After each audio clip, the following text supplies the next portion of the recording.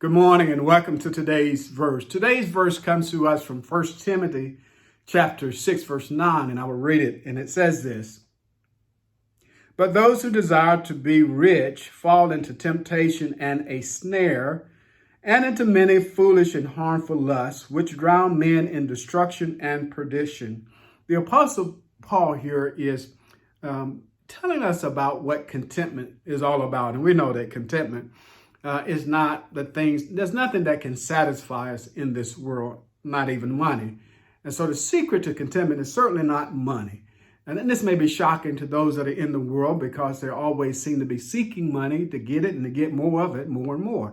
But yet money, it has the ability to cause many harms. Money, excess of it, money tempts and can enslave a person. A person may think that, well, if I have money, a lot of money, then I can buy anything that I want to buy when I want to buy it. I can go anywhere I want to go when I want to go. I can do anything I want to do when I want to do it. And to the world, they would say that this is real power. But with such power, a person is tempted to live selfishly and to hoard what he has. It is interesting that those that have a lot of money, they spend so much time and worry trying to figure out how to keep it. The rich are far more tempted to indulge in the flesh and to live in excess. They're far more tempted to live selfish and to try to control and dominate other people through the power of their wealth. And yet they're never satisfied.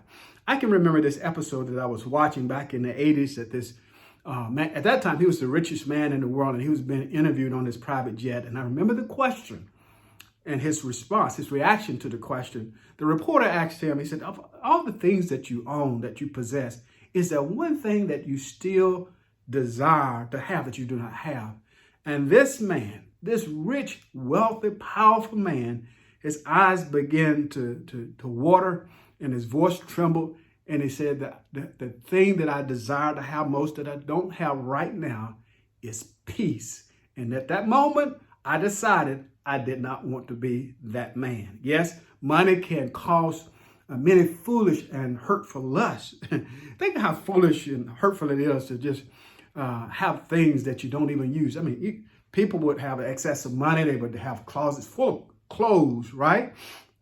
All the name brand stuff, all these labels, clothes that you never even wear, that you're hoarding up. You can only wear one thing at a time anyway. I think how foolish it is to live in such extravagance to the point that you eat in excess, you drink, you smoke, you do drugs, all these things that will be harmful to the body just to satisfy the cravings of the flesh. How foolish and hurtful it is to live in such excess to the point that you're not concerned about anybody but yourself. And yet the world goes hungry and naked and homeless. Yet the pursuit of money can cause so many foolish and hurtful lusts. Ultimately, listen, money can plunge a person into ruin and destruction. And so we have this picture of a person drowning where he ultimately is destroyed and ruined, even not only just the body, but the soul for eternity. Think about that.